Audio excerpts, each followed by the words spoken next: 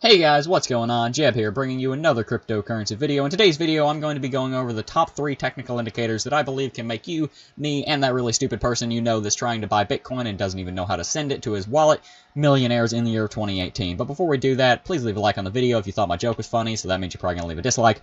And if you enjoy the video also, please think about subscribing if you're new here, because I make videos like this all the time. I make a lot of informational videos and technical analysis videos in cryptocurrency. And also, because I asked nicely. It's not that hard. Please do it. I'll wait.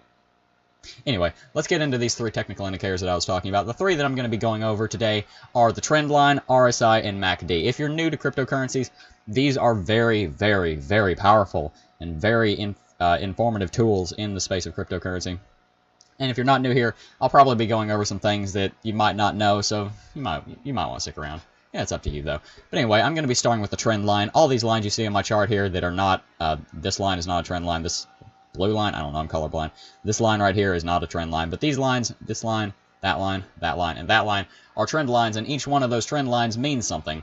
This trend line right here is a downtrend from it. Basically, when you draw a trend line, you want the trend line to have 2 touches, and this trend line, or 2 or more touches. It's even better if it has more touches. And this trend line has a touch at 20,000 up here where Bitcoin hit 20,000, and it also has a touch here at 17,000.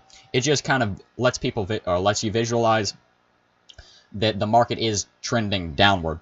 This line right here is a very long-term trend line. It has a touch down here at 3,000, down here at 6,000, and down here at 9,000 recently. All 3 of those are multiples of 3. I just realized that's pretty nice. But these are very powerful trend lines because they are levels of support and resistance. And like I said, if you're new to cryptocurrency, this is a very important thing to know about, or levels of support and resistance. If you're not new here, this won't take long.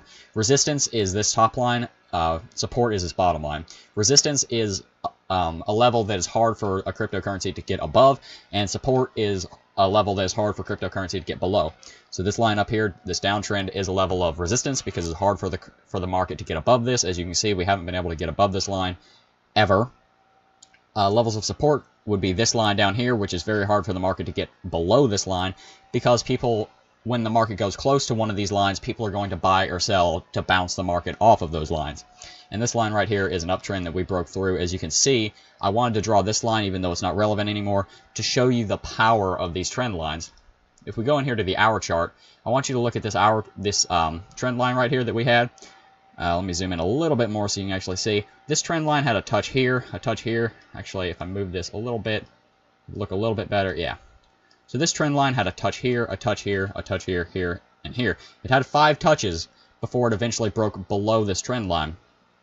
And when it broke below this trend line, as you can see, it broke below the trend line very, very quickly, because when you break below or above a well-established trend line, you normally get some very, very quick price action, which we saw here. We broke below, we tried to get above it, and when we didn't, we crashed down nearly $3,000 in the span of 3 hours. That is unheard of. Well, percentage-wise, it's not unheard of, but that much, that dollar value movement is pretty unheard of in Bitcoin. It's not very common. It happened back here. It happened well, I guess it is kind of common. But, you know, cryptocurrency is getting more valuable, so that's why that happens. Another level of support is this one right here. We bounced off of this. As you can see, we bounced off of this. We haven't been able to get above this one. Let me go into the hour and show you another one. This line right here was a nice trend line we drew that had 3 touches, and we needed to stay above this trend line for Bitcoin to get back up to its all-time high of 20,000. It'd be really nice if we had stayed above this, but we broke below it. And as you can see, when you break below or above a trend line, the market normally goes crazy to get back.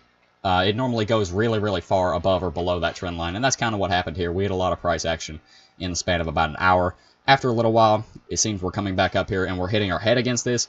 This was a level of support because the market could not get below this line. Now it's a level of resistance because the market can't get back above this line. So now we're trading in between this line and this really long term. Auto shutdown initiated. Sorry you could hear that. I forgot to turn my desktop audio down. That was my headphones informing me that they're going to shut down, as you probably heard. But as I was saying, this is now a level of resistance that's hard for the market to get back above. So that's basically trend lines. That's one of the technical indicators. You can use that. That is really, really powerful. But it's kind of a technical indicator. It's not a technical indicator in the sense that it is something automated that will tell you something about a market. So let's go over a couple of those. The 2 most powerful ones, in my opinion, are the RSI and the MACD. RSI is this top one right here, and RSI is basically a line that is mathematically computed that, or mathematically generated, that tells you whether the market is overbought or oversold. So when this line is way up here, like near 80 or 90, see this little line, this little number right here, 80, 90. When the line's way up here close to 90 or 80, that means that the market is overbought, which means that too many people have bought the market. It means the price has gone up too fast, and the market will probably have a correction pretty soon. And as we can see, once the market got up here to around 93, we had a nice little pullback right here. And as we did that, the RSI dropped. And now that we're pulling back into this long-term bear market, the RSI is dropping down here to the bottom. And when it goes down here towards the bottom, that is what we call oversold. And when a market is oversold, people will use the RSI as a technical indicator to decide that the market is oversold. And since it's oversold, that means the price is going to go down, which means it's a better time to buy. So when the RSI is oversold, that's generally a good time to buy. The RSI is pretty simple, so I'm just going to go over that pretty quickly.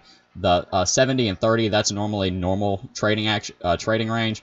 If you see the market go outside of this 70 and 30 line, if it goes like up here or down here, those are really very important extremes, and those are typically good times to trade that market. So the last one I want to go over, let me just fix this a little bit. I think you can double click. Yep, you can double click on that to fix that. Let's get this out of the way. I'm just going to close it actually. And I'm going to bring MACD up. This is the last one we're going to be going over today. And this is also a really important one. These are two moving averages that are basically, you have the 12 moving average and you have the 26 moving average. This orange, is that orange? I don't know. The orange and blue, I think these are orange and blue. This line right here I'm pointing to, this is the 26 moving average, and this is the 12 moving average. And those intervals are whatever your channel or whatever your interval, whatever interval your chart is on. Right now our chart is on days, so this is a more longer term MACD.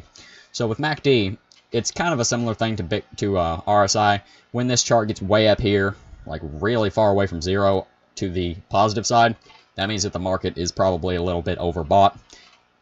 And when it gets way down here below this zero, when it starts going in negative numbers away from zero, then that means the market's starting to get oversold. So that means that we're very oversold right here, as we saw on the RSI as well. What these two lines mean is that when this 12 moving average is above this 26 moving average, that means that we're in a bull market. That's basically what it means. And when when the 26 moving average is below the 12 moving average, that means we're in a bear market.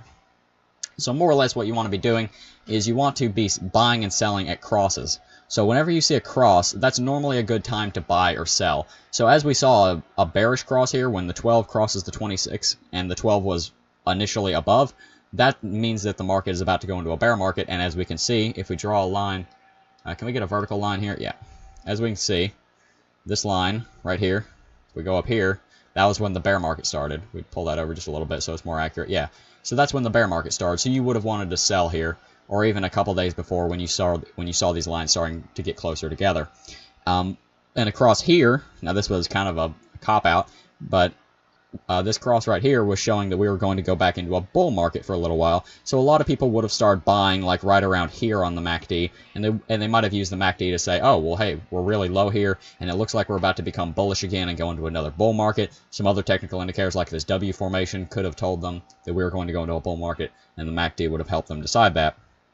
Right here, that might have, this was very close to closing. This 12 was running up to the 26, and it nearly crossed the 26. Not really, but if it had continued going up, the market had continued going up for a couple more days, it would have crossed the 26, and we would have been into a bullish MACD cross. So when those lines cross, that's normally going to tell you roughly that it's a good time to buy or sell, and this indicator also tells you whether we're in a bull or a bear market. But anyway, guys, those are the three technical indicators. If you pair all three of those together, you can really get a pretty good sense about a cryptocurrency, especially Bitcoin. Bitcoin's very good with these. There are some other ones like the 50 and 100-day moving average. They're like double bottoms and shooting stars and all kinds of other things. But if you use these three technical indicators, and I know trend lines aren't really a technical indicator, they kind of are. They're a charting tool, really. But if you use these three techniques, you'll be pretty set to actually do well in cryptocurrencies. You'll get like 80% of the information you need for cryptocurrencies. And also keep up with the news, because news is very important for cryptocurrencies. Make sure you keep up with the news in cryptocurrencies. But anyway, guys, that's what I wanted to go over. If you enjoyed the video, please think about leaving a like and subscribing. Like I said earlier, it really helps the channel. I do informational videos like this pretty much every single day. And also, if you're not new here, or if you are new here, I post all these videos on Twitter, and I also talk about a lot of other stuff on Twitter. Like I posted a picture a little while ago pointing out that EOS has a very high 24-hour volume. So anyway, guys, that's going to be it for this video. If you have any questions, as always, feel free to leave them in the comments down below. Thank you all for watching, and I'll see you in the next one. Peace.